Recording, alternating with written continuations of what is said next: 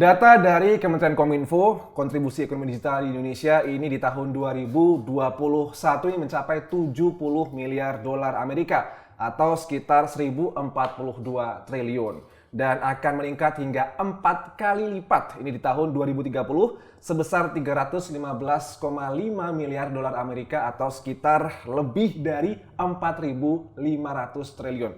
Pertanyaannya adalah, ini bagaimanakah kesiapan SDM atau tenaga kerja Indonesia di era digital khususnya di era teknologi blockchain?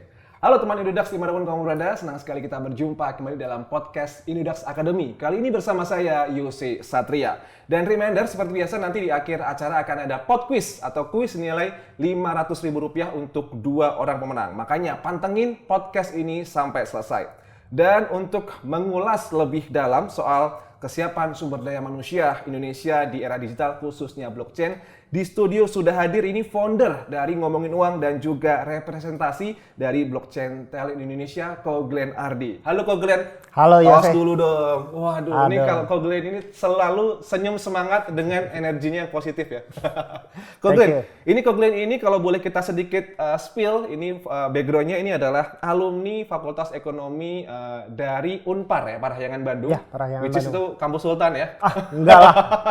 Oke, kemudian ini juga praktisi lebih dari 1 dekade, lebih dari 10 tahun ini soal di bidang edutech, kemudian content marketing dan juga branding. Terima kasih Ko Glenn sudah bersedia hadir di podcast Indudax Academy untuk kita berbagi kesiapan SDM Indonesia di era teknologi blockchain khususnya. Sama-sama. Thank you for having me. Yes, thank you Ko Glenn. Sebenarnya pengen tahu ini kan Ko Glenn kan dari founder Ngomongin Uang, kemudian juga ada project di bawahnya ini adalah Blockchain Talent Indonesia. Sebenarnya ini Blockchain Talent Indonesia ini sebenarnya apa sih Ko Glenn? Bisa dijelaskan secara sederhana mungkin? Oke, mungkin sedikit klarifikasi dulu ya. Jadi Blockchain Talent tuh proyekku yang lain, dia bukan di bawah Ngomongin Uang. Nah, Blockchain Talent Indonesia ini sebetulnya kita mau bikin wadah buat talent-talent Web3 yang kerja di bidang kripto, yang punya pengetahuan di blockchain untuk bisa disalurkan ke para pemberi kerja atau biasa disebut kalau di Web3 itu builder, para pengembang di project-project kripto yang membutuhkan talenta khusus di bidang Web3, di bidang blockchain, di bidang kripto gitu. Jadi kita koneksiin komunitas kripto, software developer, content marketer dan lain sebagainya yang paham tentang kripto, paham tentang NFT, paham tentang metaverse, paham tentang semua hal yang di bidang kripto, bersama dengan project-project yang membutuhkan talenta ini gitu. Ini kira-kira kayak gitu. Ini termotivasi atau terinspirasi dari project sejenis di luar negeri kah atau gimana sih Ko Glenn? Sebenarnya enggak juga sih. Terinspirasinya sebenarnya gini, karena aku kan aktif di bisa dibilang ya media khusus dengan di kripto di Coindesk Indonesia. Kemudian ada juga Ngomongin Uang. Di situ kita punya banyak banget komunitas-komunitas yang fokus sama dunia investasi in general dan di beberapa segmen khusus di bidang kripto. Nah, sementara aku dealing sama teman-teman klien ya, salah satunya juga Indodax dan juga teman-teman di bidang Web3 yang lain, ada banyak hal yang aku ngelihat missing point di sini. Missing pointnya pertama adalah ternyata talent di bidang kripto itu susah dicari, gitu.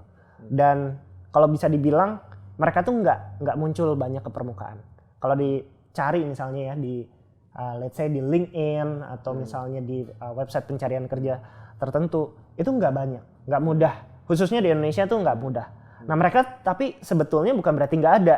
Mereka tuh banyak sebenarnya di Indonesia. Cuma nggak muncul ke permukaan, nggak muncul dengan mudah dicari oleh para headhunter atau HR agency atau misalnya HR internal pada umumnya. Mereka munculnya di mana sih? Biasanya ya di komunitas-komunitas Web3, di komunitas-komunitas kripto yang mana ya tergabung kebanyakan pada komunitas-komunitas yang udah berjalan saat ini.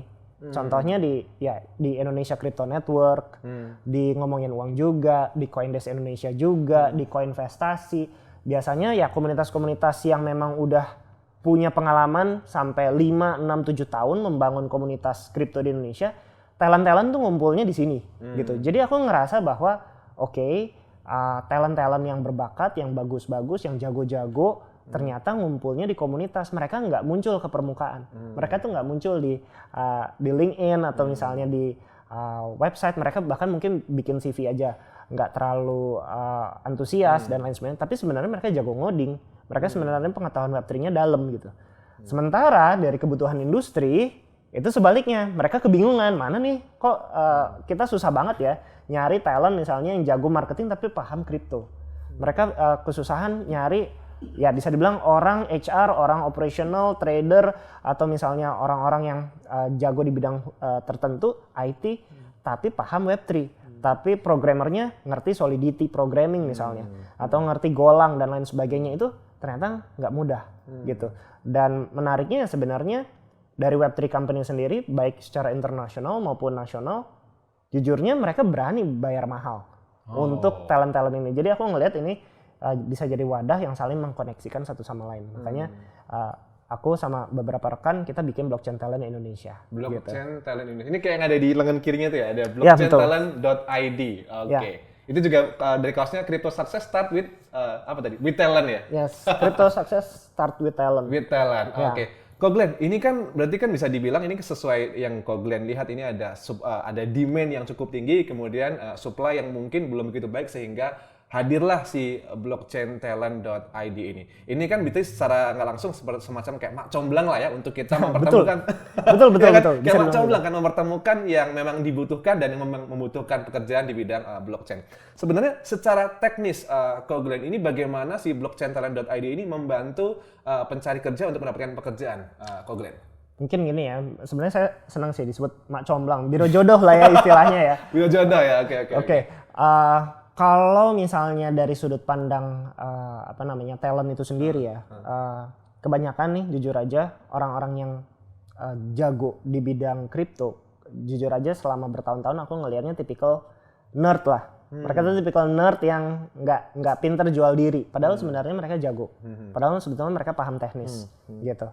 Dan di sisi lain para pengembang, developer, perusahaan yang mencari talenta-talenta yang bagus ini, mereka juga bingung nyarinya di mana gitu. Nah, kita sebagai wadah, kita berusaha mempertemukan dari dua sisi.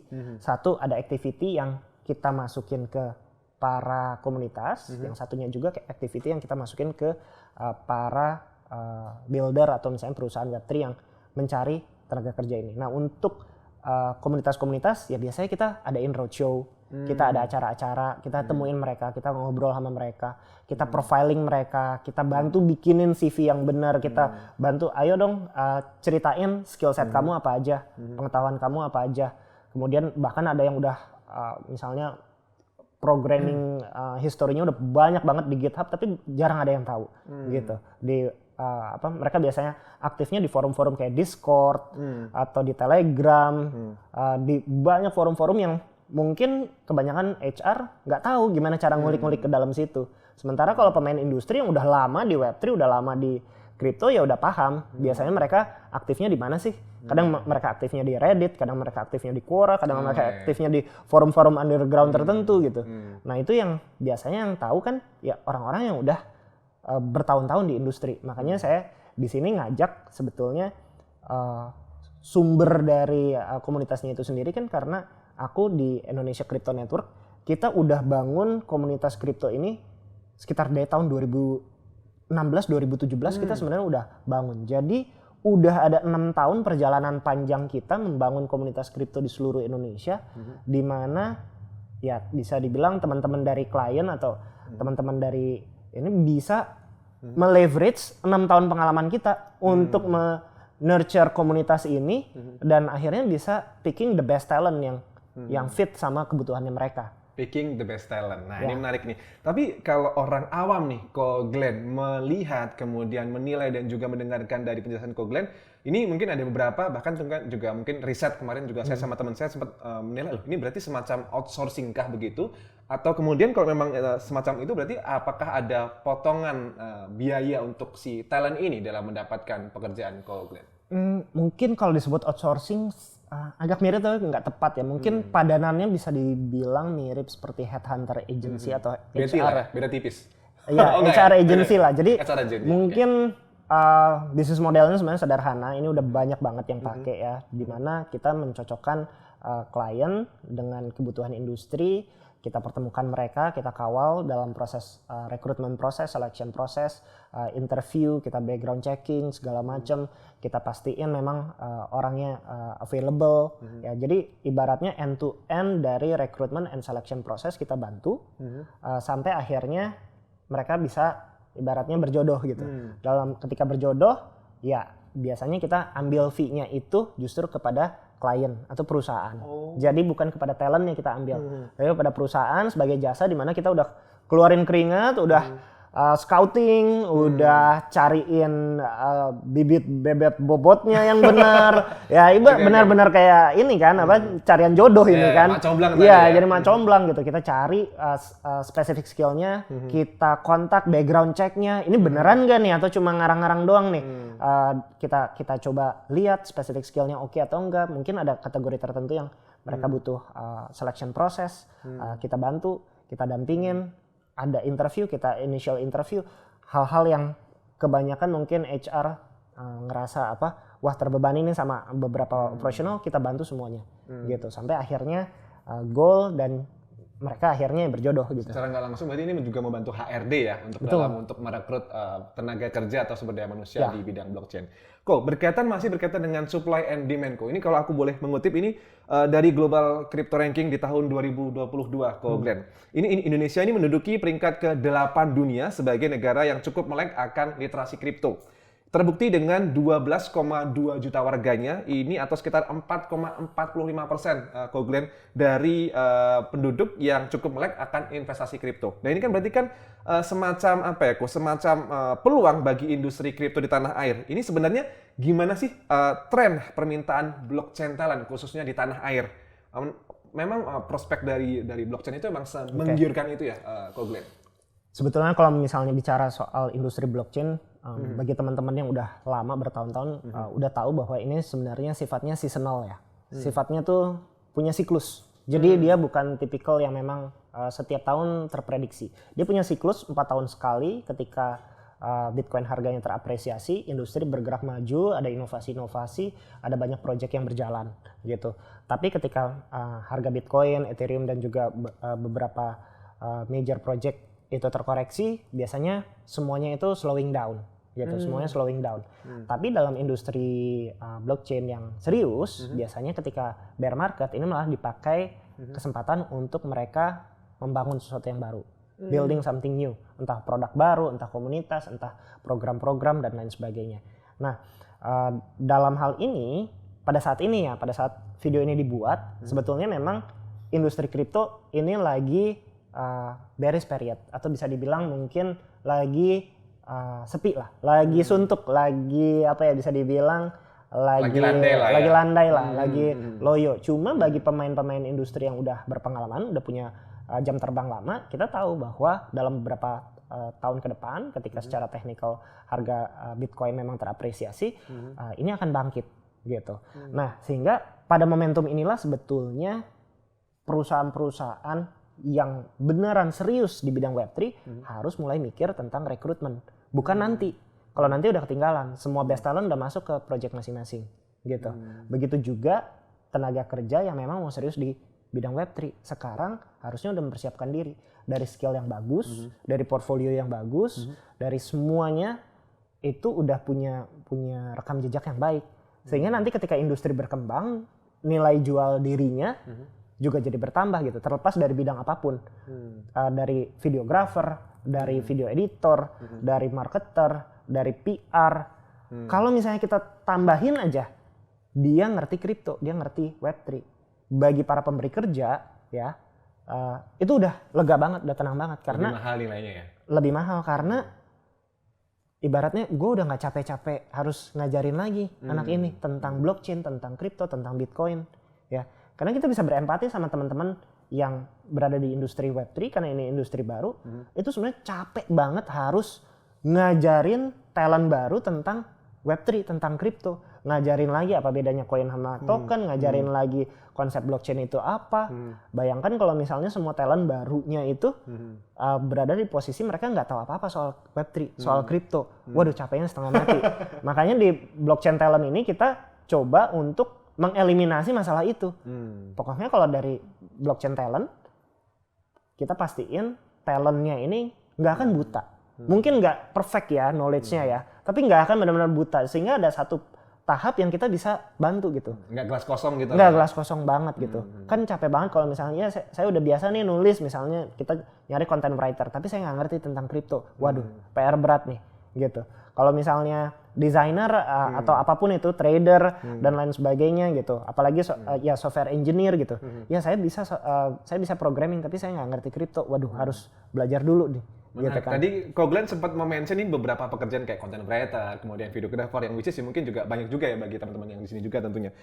Biasanya ini di tanah air, Ko Glenn, demand-nya, permintaannya, ini lowongan yang mostly di bidang crypto, di bidang Web3 atau blockchain ini apa sih Ko Glenn yang mostly paling banyak? Paling banyak ya. Apa aja kok? Mungkin bisa di-mention apa aja gitu. Jadi biar mungkin teman-teman Inodax yang nonton ini bisa sambil nyatet, oh ini kayaknya masuk bagianku nih. Gimana? Sebetulnya yang paling top itu software engineer. Software engineer. Itu paling top sebenarnya ya. Gajinya juga paling top sebenarnya. Gajinya juga paling top. Berapa kok? Langsung di-spill aja nih. Kalau mungkin pekerjaannya apa, gajinya apa, pekerjaannya ini, gajinya sekian. Ini range mungkin ya, range ya. Kalau software engineer, dia udah di level punya leadership skill yang bagus. Dia udah levelnya mungkin C-level atau VP engineer gitu. Itu bisa 7 figure setahun. Bisa di atas 1 miliar satu tahun. 1 miliar satu tahun per tahun ya? Ya, bisa lebih dari itu bahkan. Jadi levelnya mungkin bisa up to ya sekitar 80 juta sampai di atas 100 juta setahun. Itu untuk di Indonesia pun ada beberapa yang levelnya udah segitu. Tapi kalau di luar negeri level segitu wajar banget. Wah, wajar. Itu wajar banget, itu udah banyak banget. Dan jujur aja banyak banget perusahaan-perusahaan luar negeri yang nyari talent di Indonesia. Kenapa? Karena bagi mereka harga $100.000 per tahun itu wajar, tapi bagi orang Indonesia itu kan luar biasa. Sangat gede, ya? Gitu. Sehingga gimana tenaga kerja Indonesia bisa keep up, bisa punya skill set yang tepat untuk bisa menyambut demand dari tenaga kerja ini gitu. Tadi ada software engineer, apalagi kok? Mungkin yang ini juga ya yang lumayan. Kalau di Indonesia itu legal sama tax compliance. Legal sama tax compliance. Ya, untuk ke regulator. Jadi misalnya gini, di Indonesia ini kan udah ada bisa dibilang sekitar 30 registered exchange ke Bapepti, di mana mereka pastinya harus mengikuti compliance dari Bapepti yang nanti akan ditransfer ke OJK dan lain sebagainya. Mereka harus punya pembukuan keuangan yang rapih, yang sesuai sama standar prosedur untuk dilaporkan ke lembaga institusi pemerintah, gitu. Pajaknya juga harus dirapihin. Ini harus dirapihin. Nah sekarang berapa banyak talent di Indonesia yang ngerti pajak tapi ngerti kripto juga? Sedikit banget. Kebutuhannya ada nggak?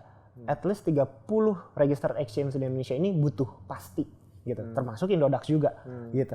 Pasti butuh. Dan mereka yang punya kemampuan skill set spesifik kayak gini harganya luar biasa, gitu. Mungkin ya kisarannya puluhan juta lah per bulan ya. Per bulan? Ya puluhan juta per bulan. Wah lebih sih. Oh lebih? Lebih. Itu lebih. Untuk legal dan tax compliance tadi ya? Iya. Itu lebih ke accounting finance gitu nggak sih kok? Iya. Dan sebenarnya untuk posisi-posisi yang lain, aku bisa bilang kalau teman-teman punya sedikit pengetahuan tentang kripto, itu udah jadi nilai tambah sebenarnya di bursa tenaga kerja. Punya pengetahuan tentang Web3 itu udah punya nilai tambah tersendiri. Bahkan ibaratnya talent itu bisa merambah kemana-mana. Contoh misalnya komedian gitu. Ada loh yang beneran nyari, aku butuh dong komedian tapi yang ngerti kripto ya, yang ngerti Web3 ya. Berapa banyak di Indonesia? Komedian banyak lah, anak-anak stand up banyak, tapi yang ngerti Web3, yang ngerti kripto nggak banyak. Kalau ada yang bisa fill in di situ, udah punya nilai tambah tersendiri, gitu. Itu baru hal-hal kayak gitu. MC gitu, MC tapi yang ngerti kripto, yang ngerti Web3, yang bisa deliver pertanyaan yang tepat, yang bisa tahu ini industri bergerak kemana, itu udah punya nilai tambah tersendiri, gitu. Apapun itu, jurnalis dan lain sebagainya, content creator, apalagi deh, HR juga termasuk semuanya, termasuk videographer dan lain sebagainya.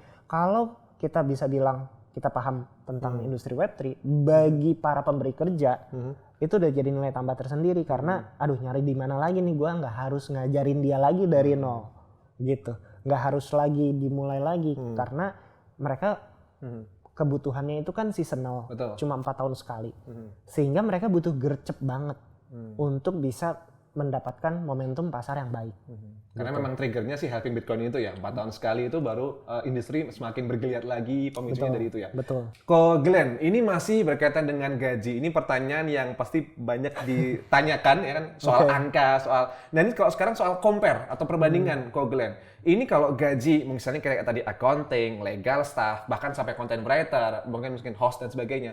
Itu kalau di-compare antara industri blockchain atau Web3, kemudian di-compare dengan industri perbankan, misalnya accounting atau finance, kemudian di-compare dengan startup, itu kisarannya gimana, Ko Glenn? Masih seksi kah dari si pekerja di bidang Web3 kah atau bagaimana, Ko Glenn? Agak susah ya jawabnya karena memang Ini pertanyaan, ini compare nih, Ko Glenn, perbandingan nih, gimana kok? mungkin kalau aku ambil sudut pandang secara global ya, secara global sebetulnya Web3 ini seksi bagi para talent di Indonesia karena yang namanya industri kripto, blockchain dan lain sebagainya sebetulnya bisa dibilang borderless gitu. Borderless. Karena mereka mencari talent juga dari seluruh dunia dan mereka juga sangat terbuka sama talent-talent di negara berkembang seperti Indonesia dan juga negara-negara Asia Tenggara lainnya. Sehingga bisa dibilang kalau kita mencoba untuk mencari pekerjaan dari perusahaan yang ada di Amerika, let's say, di perusahaan Web3 yang ada di Amerika, itu potensinya lebih terbuka dibandingkan kita mau coba apply perbankan yang ada di Amerika. Gitu.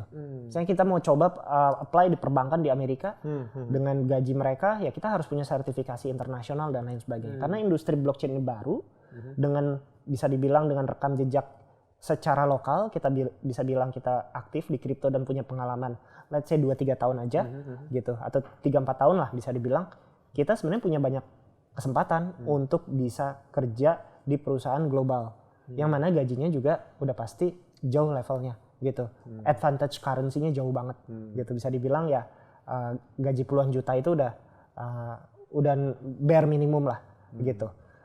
Itu kalau perspektifnya global ya. Jadi aku tahu sendiri banyak banget di Indonesia yang mereka ternyata kerjanya itu di perusahaan-perusahaan luar negeri di Web3 gitu, dan gajinya gede-gede. Tapi mereka stay di Indonesia, di daerah di Indonesia dengan daya beli yang ada di Indonesia, dengan living cost yang ada di Indonesia, makanya mereka ya makmur banget karena mereka hanya perlu compensate-nya dengan ya harus available di waktu-waktu tertentu di mana mereka aktif di Amerika atau di Eropa dan lain sebagainya. Jadi mungkin kalau misalnya head to head di Indonesia, aku belum berani ngomong ya kayak misalnya perbankan di Indonesia sama Web3 di Indonesia sama startup di Indonesia. Secara umum bersaing lah. Perusahaan Web3 di Indonesia bisa dibilang bersaing. Cuma yang memang bisa dibilang jadi peluang yang menarik gitu ya buat talent-talent di Indonesia adalah kalau perusahaan global itu entry barrier-nya itu nggak sesulit industri lain. Web3 itu entry barrier-nya untuk bisa kita apply ke perusahaan global itu nggak sesusah itu asal kita niat belajarnya gitu. Tapi kalau misalnya perusahaan-perusahaan yang memang udah established ya kayak apa deh perusahaan raksasa teknologi kayak let's say Google atau apapun itu pasti lebih susah. Barrier-nya banyak gitu. ya? Barrier-nya banyak gitu. Punya sertifikasi apa segala macam, saingannya juga udah banyak.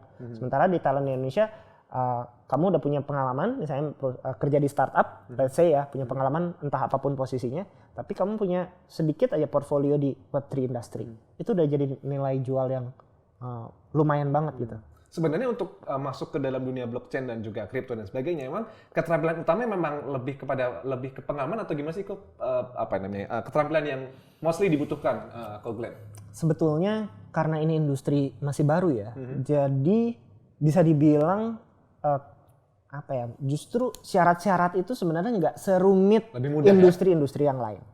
At least misalnya kamu sebagai programmer kamu udah pernah ngembangin project deh, pakai Solidity atau udah pernah paham tentang smart contract, udah pernah ngerjain project sebelumnya di beberapa wave bull market sebelumnya, udah punya portfolio kamu bantu entah sebagai intern, entah sebagai yang nggak harus leadership level ya, yang head level, tapi cuma middle level aja, tapi di beberapa ini itu udah punya nilai tambah tersendiri gitu. Jadi time horizonnya nggak kayak udah pengalaman 10 tahun. Siapa sih di Indonesia yang punya pengalaman 10 tahun di crypto Web3 kan mungkin cuma bisa dihitung jari gitu ya. Pak Oscar salah satunya gitu. Tapi kan ya zamannya kripto ya. Pak Oscar dulu waktu tahun 2013 ya yang saya tahu cuma beberapa aja gelintir. Tapi kan yang sekarang punya pengalaman 5 tahun aja udah luar biasa. Punya pengalaman 3 tahun aja udah lumayan banget gitu. Jadi di bidang kripto. Jadi ya sekarang sebetulnya kesempatannya banyak gitu. Oke, berarti kesempatan cukup banyak, kemudian sudah ada blockchain talent, dan apalagi di tahun depan mau halving ya. Biasanya ini permintaan SDM semakin meningkat. Kalau gitu saya titip boleh tahu nanti ya? Jangan. Oke. Masih belajar ya, Ko Glenn. Baik, Ko Glenn, ini bagi teman Indodax nih, Ko Glenn, ini kalau berminat untuk masuk ke bidang dunia blockchain, crypto, dan Web3, ini apa yang harus dilakukan? Langsung buka blockchaintalent.id kah atau gimana nih, Ko Glenn? Sebenarnya mungkin kalau balik ke diri sendiri dulu ya sebagai talent ya, sebenarnya memang harus asas skill. Asas skill bisa jadi 2, belajar sambil praktek atau at least ikutan course lah. Sekarang untuk course-course di bidang Web3, di bidang crypto itu udah banyak banget. Yang gratisan sampai yang berbayar itu banyak. Ya aku nggak usah nyebut rekomendasinya namanya apa segala macam, sebenarnya udah banyak banget. Bisa tinggal diikutin aja, jadi nambah portfolio tertentu. Yang lebih bagusnya lagi sebetulnya yang udah punya pengalaman. Ya misalnya teman-teman semua di sini yang kerja di Indodax itu udah punya portfolio tersendiri nih, ya gitu. Dan yang lain-lain juga kalau misalnya mau coba, at least punya touch point aja dulu ke Web3 industry, belajar dulu dasar-dasarnya, basic knowledge-nya paham. Jadi at least para pemberi kerja di wave berikutnya atau kesempatan berikutnya itu udah nggak usah ngajarin lagi, nggak harus capek untuk bikin kita paham gitu. Udah tahu do and don'ts-nya gimana, etika berkomunikasinya juga dalam Web3 itu seperti apa, karena nggak semuanya kita harus ngomong oh ini pasti naik, ini pasti itu kan etika berkomunikasi. Dan itu paham hanya orang-orang yang udah masuk industri, udah berada di situ, udah kenal sama rules-nya lah, kira-kira seperti itu mungkin. Sebenarnya kalau challenge kok atau tantangan dari si blockchain talent ID ini untuk penyediaan SDM apa sih kok dalam teknisnya di lapangan kok Glenn? Kalau challenge ya, jujur memang kita di Indonesia karena udah tergabung di Indonesia Crypto Network, kita udah punya ribuan community Web3 yang emang setiap tahun kita nurture, di Telegram ada, roadshow keliling Indonesia udah pernah, dan lain sebagainya.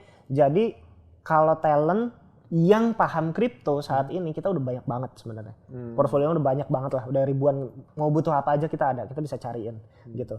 Tapi kalau challenge pengembangan lebih lanjutnya mungkin yang bisa dibilang adalah saat ini ya banyak perspektif orang-orang yang mungkin belum bersentuhan sama industri Web3 itu masih mandang Web3 atau crypto industry itu industri yang udah berlalu gitu. Itu kan Web3 kan ramenya 2021 yang lalu tuh. Sekarang kan udah mati industrinya gitu. Mereka kan nggak lihat teman-teman di Indodax masih kerja setiap hari, masih beroperasional seperti biasa. Tapi bagi kacamata orang luar, kalau misalnya ada kesempatan ya, ini di bidang Web3 nih kerja di sini, banyak yang masih mikir Web3 ini masih zaman ya gitu. Jadi mungkin challenge-nya adalah mengajak talent-talent baru untuk masuk. Tapi kalau misalnya talent yang udah lama, yang udah berpengalaman, kita udah banyak sekali. Oke. Gitu. Kalau talent tadi udah banyak kok Glenn. Tadi memang namanya juga menunggu ini ya, 4 tahun sekali ya, memang insidental ya untuk si industri blockchain. Kalau tadi Glenn menyampaikan banyak talent yang sudah kita temui dan juga kita save seperti itu misalnya. Nah, ketika sudah keep dengan si talent itu sendiri, ini ada nggak sih Ko Glenn untuk kayak mungkin program untuk menaikkan level atau improve skill dari mereka, dari teman-teman blockchain talent atau bagi si SDM ini Ko Glenn? Saat ini mungkin bisa dibilang belum ya, tapi nanti kita akan kembangin karena kita sebenarnya udah ada obrolan sama asosiasi juga untuk gimana bikin program untuk peningkatan SDM yang lebih baik gitu. Karena kalau mau bikin ya ibaratnya pelatihan atau apa, kurikulumnya harus serius banget gitu, harus serius. Tapi aku tahu dari asosiasi juga udah menggalakkan ini dan udah kita lihat apa aja yang bisa kita bantu gitu di situ. Tapi saat ini memang belum karena memang kita lihat industrinya masih sama-sama nunggu kalau Oke. bisa dibilang sekarang Wait tuh and see waiting gitu. Ya, wait and see semuanya. Makanya untuk lebih kepo bagi teman-teman yang ingin lebih bergabung di dunia blockchain, bingung mau kemana, langsung aja daftar dan juga buka aplikasikan dirimu di blockchaintalent.id ya, Ko Glenn. Atau ada website yang lain lagi, Ko Glenn? Sejauh ini kita memang web base ya. Kalau lihat di websitenya sebenarnya basically di situ ada 2 pilihan aja. Bagi teman-teman yang memang di perusahaan Web3 mencari talent, di situ udah ada jalurnya sendiri. Bagi teman-teman yang menilai dirinya sebagai talent Web3, di situ udah ada jalurnya sendiri. Teman-teman talent bisa mengisi ya semacam kualifikasinya apa, skill setnya apa segala macam. Nanti masuk ke database kita untuk kita bantu salurkan. Bagi teman-teman yang memang kerja di industri Web3 entah HR atau C-level yang butuh talent, bisa ngisi kebutuhannya apa nih. Butuh orang yang punya specific skill apa, pengalamannya berapa lama dan lain sebagainya. Nanti kita matchmaking di situ, kita kontak kedua belah pihak, kita set up rekrutmen prosesnya end to end-nya seperti apa. Oke, langsung aja buka di blockchaintalent.id tentunya ya, Ko Glenn. Terakhir, Ko Glenn, ini mungkin ada pertanyaan saya yang terlewatkan atau closing statement dari Ko Glenn terkait materi kita hari ini terkait dengan blockchain talent, kesiapan di tahun depan juga mungkin 4 tahun sekali atau gimana, Ko Glenn? Silakan, Ko Glenn. Oke, mungkin 2 ya. Yang pertama mungkin bagi teman-teman talent di industri Web3 atau teman-teman talent yang mau berpikir masuk ke industri Web3, aku pikir nggak ada salahnya untuk punya portfolio, untuk mencoba belajar, karena di sini industri yang perkembangannya masif banget dan ada banyak dunia baru yang bakalan terbuka gitu. Begitu masuk ke Web3 kita ngelihat pengembangannya di luar negeri itu udah luar biasa banget, dan jujur aku gemes di Indonesia karena rasa sedikit agak ketinggalan gitu. Kalau kita lihat di Singapura, di Jepang, di negara-negara maju, di Eropa, di ini adaptasi terhadap teknologi blockchain-nya itu benar-benar kayak jalan tol banget. Mereka udah eksperimennya benar-benar serius, use case yang nyata. Dan di Indonesia sebenarnya walaupun secara industri kita masih mencoba bergerak maju, tapi at least balik lagi ke diri sendiri. Kalau misalnya sebagai talent kita bisa bersiap bukan hanya pada industri lokal aja, tapi industri global juga gitu. Jadi ya saran saya, pelajarilah kripto bukan hanya untuk jadi kaya dengan cara investasi atau trading secara spekulatif, tapi at least menjadi talentnya untuk paham industrinya secara serius seperti apa dan mengembangkan diri untuk paham, sehingga ketika kita berinvestasi atau ketika kita mengembangkan proyek tertentu, kita udah berada dalam koridor berpikir dan mindset yang tepat gitu. Berada dalam koridor dan mindset yang tepat. Biar nanti kalau emang kita pintar sendiri, tentu rezeki dan juga cuan akan ngikutin ya, Ko Glenn ya. Betul. Akan mahal sendiri lagi. Betul. Oke. Terima kasih Ko Glenn, ini Ko Glenn Ardi selaku representasi dari Ngomongin Uang dan juga Blockchain Talent Indonesia yang sudah tentunya menjawab rasa penasaran kita semua, rasa keingintahuan kita, cakrawala baru ini soal Blockchain Talent Indonesia. Sekali lagi terima kasih buat Ko Glenn, salam buat teman-teman di Ngomongin Uang. Tos dulu dong Ko Glenn. Salam buat teman-teman di Ngomongin Uang dan juga blockchaintalent.id tentunya. Nanti habis ini kita bisa collab selanjutnya ya Ko Glenn ya. Siap. Terima kasih Ko Glenn. Dan teman-teman semuanya, sesuai dengan janji Yose di awal podcast, berikut adalah pertanyaan pod quiz untuk edisi kali ini. Berikut pertanyaannya. Dan juga ini adalah berikut pemenang pod quiz di edisi sebelumnya. Berikut adalah pemenangnya.